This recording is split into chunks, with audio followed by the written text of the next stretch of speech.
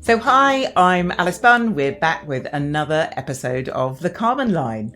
We are absolutely fresh off the back of a really buzzing conference at Space-Comm, and also eagerly looking forwards, we hope, to a successful, massive launch of Artemis in April sometime. So before then, I'm joined by Jonners. Jonners of the Karman line. Jonners was also at the Space-Comm conference with me, but also at the Space Investment Day.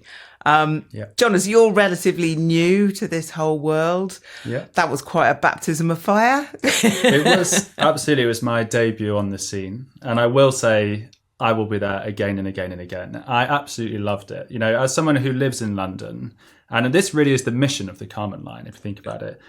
How many of these have gone past and someone like me doesn't know it's there? And then you go and you enter this world and you just see the energy, the diversity, the different ranges of applications, the just sheer scope of what this industry has to offer. And it's happening right here in this city, in this country. It's ready to just You found the magic door into the space sector in the UK. Absolutely. Brilliant. Found it. Walked straight past some of the other conferences and straight into here. I absolutely loved it. But I mean, you've been a number of times. Was this one different in any way for you? I suppose the main difference was this edition of the Investment Day, and I think we're going to talk about that a little bit more because, like many sectors, right, the space sector is quite conference intensive, I would say. Yep. Lots of opportunities to come together. That's so important. For a successful space mission, you need contributions from all the way along, the supply chain to launch to exploitation. But it's also so important that it's not just the space sector talking to the space sector. Yeah. And we take the opportunity of talking to the investment community, the regulation community, the agriculture sector, you name it. So I think that was done very well. What was your take? You were at the Investment Day. I actually went first to the Investment Day and then later to the afternoon. And I found that juxtaposition a really, really interesting transition to actually go through. That you see the people kind of behind the scenes, connecting the nuts and bolts, bringing the investment in, pitching to the investors as well to say, please come in here. And then going just a few hundred meters away and seeing, okay, this is what is going to be invested into. I think you could see that pathway just so clearly. Yeah. The connection is so there to go. And at the opening of the Investor Day, I had Lord Willits making his pitch, and he had with him one of the aldermen from the City of London talking about the importance of needing to get the law right because that's what the money rests upon. Yeah. And you think, okay, this really, really is getting down to the detail and it's really conscious of the elements that are holding it back and tweaking it and trying to get it right. Yeah. And my favourite bit was, I'm sure they get shout outs on every one of these kind of podcasts about space, but Seraphim on the stage, they went, oh, how many unicorns have they got? Very quick to put their hand up, very quick to say, we've got, I think it was 9. 9, yeah. And you go, wow, every other investor in that room must have gone, I want to be on this ticket. Yeah. And what was lovely, actually, because you could sort of track the conversation as they went along. So, like you, I spent the morning at that investment event and you're right, there was lots of reference to the importance of having the regulatory regime right, because that unlocks the money, that unlocks the investment. Later on, there was a really interesting conversation which became very focused on the insurance sector as a way to nudge towards more sustainable practices, as a way to make sure that only those missions that have the sustainability of the operating environment at the forefront of their plans, receiving insurance. Lots of different angles of looking at it. And I suppose one of my favourite bits, it always is having the customer panel there, because it's all very well for people in the space sector to bang on about how important space is, but when you've got, and this was his words, not mine, Rupert the farmer, flat cap and wellies saying, I love space technology. Just before we come to some of that, I just want to go back to that point you said about the insurance and the different sectors coming in here, because I sat on an amazing panel where they had, I think it was the first pension fund actually getting involved into this, it was NatWest Cushion. They said part of the motivating factor of that is literally fear of missing out. that their investors, their people paying into it say, Brilliant. we need to be in this. We want to be in this. You know, someone in their 30s looking at their pension and going, you know, that feels a very long way off. I'm going to actually get some payout. So I want to make sure that my pounds are going into things. And so they're going into space for that.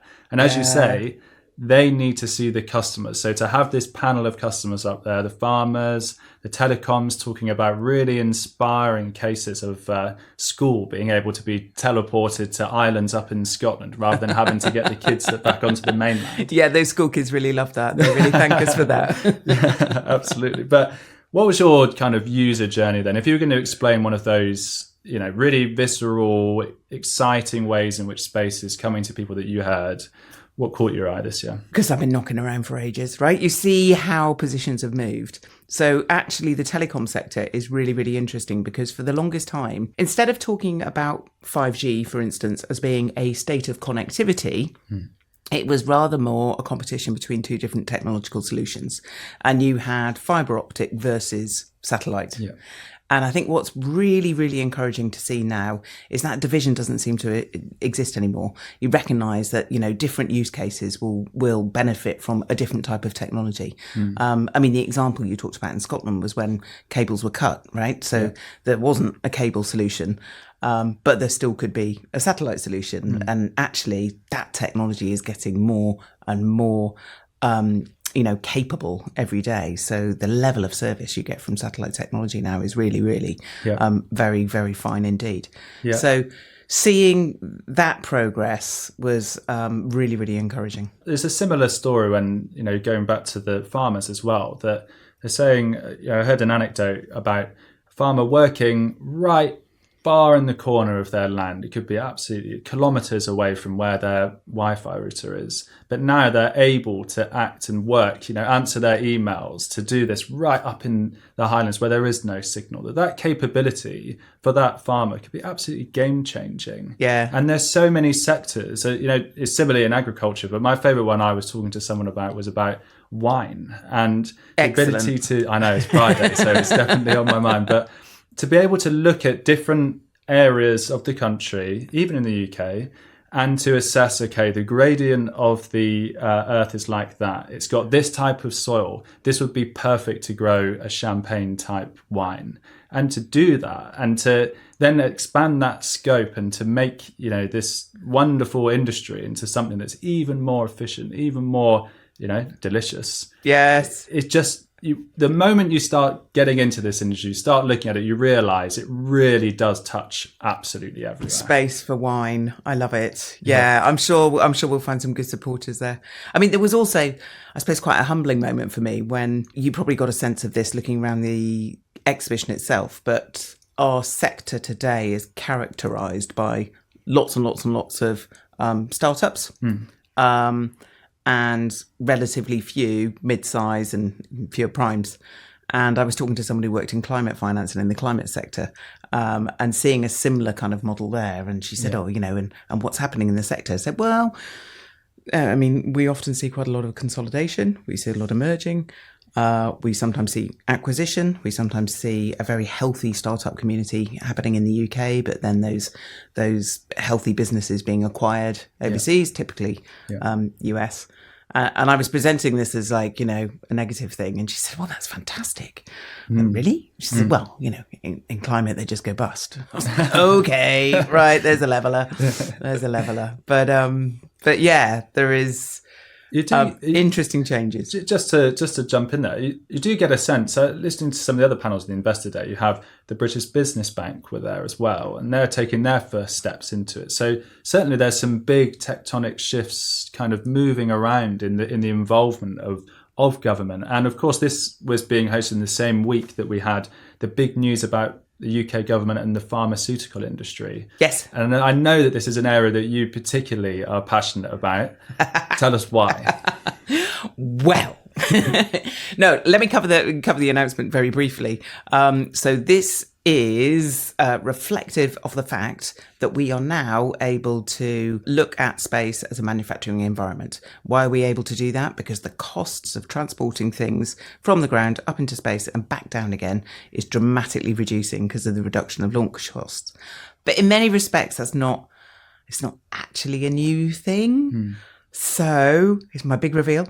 It was about 30 years ago, I had an experiment flown in space as well. And why would you want to do that? Well, space just offers this unique laboratory for the study of typically materials, because you have no gravity, you can have vacuum conditions, and you can have very cold conditions. So you can create a really unique studying environment in space. Yeah. So for me, I was looking at solidification of aluminium alloys, which typically has settling effects. And if you have that same process going on in space, you don't get settling because you haven't got gravity. Yeah. And you can produce these exquisite materials. Did I care that it was in space? No. I didn't give a monkeys. No. I was just trying to get another angle of what I was studying. Sure. But it's fascinating now that we've gone all the way through, because we've been doing research typically on the International Space Station for a very long time.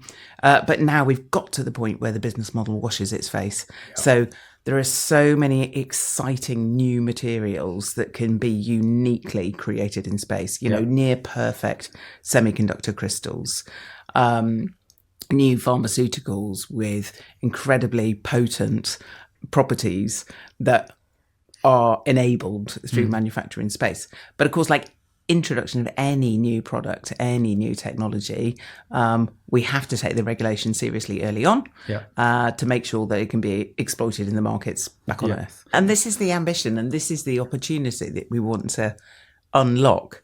Because it's really interesting. Often you talk about materials in space and people think you might be talking about, I don't know, asteroid mining or something like that. And, you know, you might be. But but probably more realistically, you'll be looking at the creation of those materials with really profound properties. Yeah, and in the future, hopefully we'll be picking through some of these. We'll do deep dives into these with some of the real experts who are right at the forefront. So I can't wait to do that. But just on this announcement by the government, you know, we're not going to go too much into the regulation side of it now, but as a way for the UK government to wade into a sector that's fast moving and to try and support it, do you take that as a positive sign? If you're looking at this as an investor thinking, okay, I can see what they're doing in pharmaceuticals, maybe this will come to my sector too, and then that will be a key step unlocked. Absolutely. It's all about confidence, isn't it? And building confidence and having a forward-leaning regulatory regime that is able to look to innovations coming down the line and be prepared to be able to deal with those innovations, I think is a really, really important asset for any country that's looking to develop its space capability. When I was going through Space-Comm, you could see there's lots of different sectors. One of the biggest ones, you see the defence companies are having a really important role in, you know, driving some of the biggest innovations, some of the biggest contracts. And, you know, now we're in a world where defence and space are just absolutely imperatively important. We see it daily on the news now, the detection of missiles and being able to, you know, safely operate or even to be able to fly planes in some of these areas. It so touches on everything as well. I mean, how do you see this sector really kind of absorbing that relevance? Because it's quite frightening to be dependent on in that way. Yeah, it's a funny one, isn't it? So, you know, particularly in civil conferences, you know, these things might not be talked about so openly, but essentially it's just about the capability, isn't it? The same capability will invariably have a civil application as it does a defence application. Yeah. So, I mean, it's playing out right now, isn't it, in the Strait of Hormuz, where you've got, you know, oil tankers and the incidence of jamming and spoofing of their satellite navigation signals has just gone absolutely through the roof. And obviously that's massively disruptive to society all over the world. But in that instance, it's being used as a very effective, you know, play in the situation that's playing out in the Persian Gulf at the moment. My, I wouldn't say favourite thing that happened this week, and that was that the French aircraft carrier was located because one of the sailors was using Strava on his runs. So it was tracking his run up and down the deck. Okay. And obviously without satellites, no one would have known where it is, but it's just off of Cyprus if you're looking for it. I didn't catch that particular one. I mean, more seriously, I think, all of our logistics is completely dependent on satellite navigation. And it is frightening when you see how bad actors can interfere with that if they need to. Obviously, in the defence side, there's all sorts of security around that, so that interference can't happen. But it is a very good visible example of how much our lives are depending on satellite technology. And we saw in the Investor Day that the amount that different governments around the world are investing into this space technology. I think it was Germany particularly have got an absolutely enormous program. I think it's 30 billion by 2035. I mean, it's just for space and defence. So, some quite big sums coming up there. Well, staying on the news then, we want to really help widen the circle of those interacting with space, bring new people in. So what are people talking about right now in space? What's on people's minds in the industry? Can you let everybody know? Oh, inside story. Well, you know what? Inside story probably at the moment is people looking into the cusp of the UK Space Agency moving from being an executive agency into the centre of the Department of Science, Innovation and Technology. So the Space Agency has been around for about 15 years or so. It's funny, you look around the world and lots of different governments have lots of different models for where they put their space agency or where they put their space authority. Personally, I think it's a very positive move. Space does loads of things. You can think of it as a big arc, for the far left, it's all about the discovery of black holes. On the far right, it's just basic infrastructure that we all need for our lives. It is the next general purpose technology that is coming down the line. And although there were many aspects of the Space Agency that was absolutely delightful, if you do consider space as part of the technology that is empowering all of our daily lives, it does make sense to bring it more into the heart of government. I think the challenge now is to make sure that we can cohere all the different ways in which we need that space technology across various different policy interests across Whitehall. But that's what people in the sector are thinking about at the moment. You could think of it as something of a reset moment for how we conduct our space activities in the UK. So I think people are looking forward to seeing how that plays out. I went back and read the original press release when they were announcing this merger, and it was all about trying to get that decision making done quickly and the efficiencies and being able to scale up things and, as you say, have it right at the heart of government. So if we think forward in 2 years or so, it would take some time to really figure out how it will operate. What would you expect to be different there? Yeah, well, back in the day, because I was around back in the day, prior to the Space Agency being formed, you had the budget split across lots of different departments, lots of different research councils. And that was the thing that was really slowing stuff down, actually. So the big step forward that the Space Agency achieved was to have those budgets consolidated in a single place. And from there, you could take decisions around the priorities of what you might want to fund. But it was doing that as an arm's length organisation. The realisation now is, compared to those 15 years ago, I would say it is better known that space plays this incredible contribution to lots and lots of different areas across Whitehall. So it makes sense to bring it closer in. What I would hope is that this recognition is reflected in government procurement strategies as well. So we have a very different approach in the UK compared to, for instance, the US. We are very, very cautious about how we spend taxpayers' money, and there's lots of good things about that. But when it comes to the adoption of new technologies, that sometimes means we're a bit slower than some of the other countries. And certainly the US is right at the opposite end of the scale from that. My illustration being the US government wanted to stimulate the development of reusable launch technology. So they pretty much put a check down on the table and said, I will be your first customer for this technology that has not yet been invented yet. Yeah, it's a big bet. It's a big bet. Yeah, it's a big bet. We don't tend to bet that big. Yeah, but then thinking back over this whole conversation, it really does feel like, there will be breakthroughs, whether it's through a big government bet or through a brand new technology or through more investors coming into it. From my sense, you get a moving, thriving, energized industry that is really, really ready to take the next step. Give me your 10 seconds. Absolutely, because you look around, we are going to be more dependent on space technology, not less dependent. We are going to be living in a world that unfortunately still suffers from being environmentally stressed. We still have food shortages. We still have to manage our agriculture. We have a data-hungry society. And we have a society that wants to be connected all of the time. Yeah. These things are all uniquely powered by space, so this isn't going away. This is literally scratching the surface. I think if this is the first episode that anyone here has listened to, you've got to go back and listen to some of the other ones as well, because this just will touch on everything. So if you want to keep up to date, make sure you subscribe to the Karman line, right? Absolutely. So, Jonners, thank you so much for joining me. It was really, really interesting to hear your reflections, hot off the back of Space-Comm. This is just the beginning. I really hope that you've enjoyed hearing our conversation. Please do subscribe, and please also look out for us. We're on all the usual social media platforms, so Insta, TikTok, LinkedIn, etc. So please do subscribe and follow us.